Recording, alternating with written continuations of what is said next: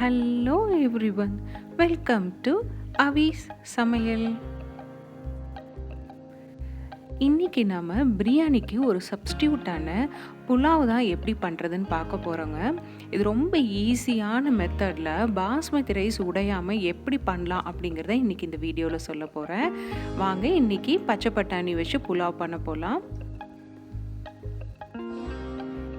இதுக்கு நான் இன்றைக்கி ஒரு 2 கப் அளவுக்கு பாஸ்மதி ரைஸ் எடுத்திருக்கேங்க.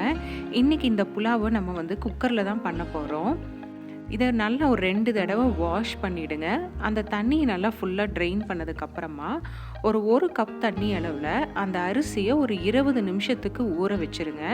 இந்த தண்ணியை நம்ம கீழே ஊற்ற போகிறதில்ல, நம்ம குக் பண்ணும்போது இந்த 1 கப் தண்ணியும் சேர்த்தி தாங்க நம்ம குக் பண்ண போகிறோம். இப்போ குக்கரில் நான் ஒரு 2 டேபிள் ஸ்பூன் அளவுக்கு நெய் ஊற்றிருக்கேன். 3 டேபிள் ஸ்பூன் அளவுக்கு எண்ணெயும் அதில் ஆட் பண்ணிக்கங்க. 2லேருந்து 3 பிரியாணி இலை சேர்த்திருக்கேன். ஒரு 2 பட்டையும் 5 ஏலக்காயும் 5 கிராம்பும் சேர்த்திருக்கேங்க. இப்போ இந்த நெய் எண்ணெயில் இந்த நம்ம போட்டிருக்க அந்த கரம் மசாலா நல்லா கொஞ்சம் பொரிஞ்சு வரட்டும். அப்போ நல்ல ஒரு ஃப்ளேவர் வெளியே வரும். அந்த டைமில் உங்களுக்கு காரத்துக்கு தகுந்த மாதிரி 3லேருந்து 4 பச்சை மிளகாய் ஆட் பண்ணிக்கிங்க. இன்றைக்கி நான் இதில் ஒரு 2 பெரிய வெங்காயத்தை தின் ஸ்லைசஸாக கட் பண்ணி ஆட் பண்ணியிருக்கேன். இப்போ இதை எல்லாத்தையும் ஒரு தடவை நல்லா வதக்கிக்கலாம். வெங்காயம் பிங்க் கலரில் சேஞ்ச் ஆகி வரும்போது இந்த புலாவுக்கு தேவையான அளவுக்கு உப்பு சேர்த்திக்கலாங்க. இப்போ இது எல்லாத்தையும் நல்லா ஒரு தடவை வதக்கி விட்டுருங்க. 1 டேபிள் ஸ்பூன் அளவுக்கு இஞ்சி பூண்டு பேஸ்ட்டு சேர்த்திருக்கேன். இப்போ இதையும் இதோடு சேர்த்து நல்லா வதக்கிக்கலாம். அந்த இஞ்சி பூண்டு பேஸ்ட்டோட பச்சை ஸ்மெல் போனதுக்கு அப்புறமா 1 கப் அளவுக்கு பச்சை பட்டாணி சேர்த்திருக்கேங்க. இப்போ இதை ஒரு 2 நிமிஷத்துக்கு மீடியம் ஃப்ளேமில் இந்த பட்டாணியை வதக்கிக்கலாம். ஏன்னா நம்ம இன்றைக்கி ஆட் பண்ணியிருக்கிறது ஃப்ரெஷ்ஷான பட்டாணி ஆட் பண்ணியிருக்கோங்க. அது கொஞ்சம் ஒரு 2 நிமிஷத்துக்கு வதங்க விட்டுருங்க. அதுக்கப்புறம் இதில் ஒரு 3 கப் அளவுக்கு தண்ணி சேர்த்த போகிறோம். அதாவது 1 கப் தண்ணி நம்ம ஏற்கனவே அரிசி ஊற வைக்கிற போட்டிருந்தோம் இல்லைங்களா, அந்த தண்ணி 1 கப்பும் மீதி 2 கப் தண்ணியும் மொத்தம் 3 கப் தண்ணி இப்போ இதில் நம்ம ஆட் பண்ணியிருக்கோம்.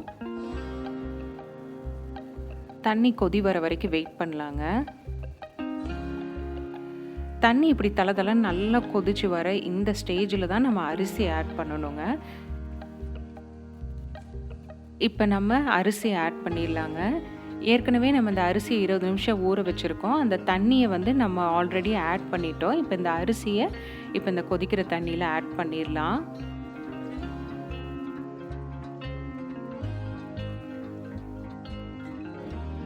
இது ஒரு தடவை நல்லா மிக்ஸ் பண்ணி விட்டுக்கலாங்க. அடியில் இருக்கிறதெல்லாம் மேலே வர மாதிரி நல்லா ஒரு தடவை கலக்கி விட்டுடுங்க. உடனே குக்கரை மூடிடாதீங்க, அரிசி குழையறதுக்கான வாய்ப்பு இருக்குது. இப்போ இந்த ஸ்டேஜில் உப்பு செக் பண்ணிவிட்டு நல்லா இந்த மாதிரி கொதி வந்ததுக்கு அப்புறமா குக்கரை க்ளோஸ் பண்ணிவிடுங்க. நல்லா இப்படி ஸ்டீம் ரிலீஸ் ஆகி வந்ததுக்கப்புறமா மேலே வெயிட் வச்சுட்டு ஒரு விசில் வந்ததுக்கப்புறம் குக்கரை ஆஃப் பண்ணிடலாங்க. உடனே ஓப்பன் பண்ணாதீங்க, அந்த ப்ரெஷர்லேயே கொஞ்சம் தம் கொடுத்த மாதிரி அது வேகும். அதனால் ஒரு 10 நிமிஷம் அது கூல் டவுன் ஆகிறதுக்கு விட்டுருங்க. நல்லா ப்ரெஷர் இறங்கினதுக்கப்புறமா வெயிட்டை ரிலீஸ் பண்ணுங்கள். இப்போ உங்களுக்கு பார்த்தீங்கனாலே தெரியும், பர்ஃபெக்டாக புலாவ் நல்லா வெந்து வந்திருக்கு. அரிசியும் நல்லா வெந்திருக்கு. ஒரு அரிசி கூட உடையில, பார்த்தீங்கனாலே தெரியுங்க.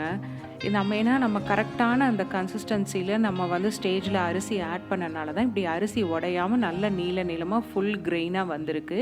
இது ரொம்பவே சுலபமான மெத்தடு தான். புதுசாக குக்கிங் ஸ்டார்ட் பண்ணுறவங்க கூட இந்த மெத்தட்னால நீங்கள் புலாவ் பர்ஃபெக்டாக உங்களுக்கு வரும். கண்டிப்பாக நீங்கள் இதை உங்கள் வீட்டில் ட்ரை பண்ணி பாருங்கள். டேஸ்ட்டும் ரொம்ப நல்லாயிருக்கும். சட்டுன்னு ஒரு 20 மினிட்ஸில் குக்கரில் நீங்கள் இதை செஞ்சிடலாம். ட்ரை பண்ணி பார்த்துட்டு எப்படி இருக்குன்னு சொல்லுங்கள். அவி சமையல் சேனலை சப்ஸ்கிரைப் பண்ண மறக்காதீங்க.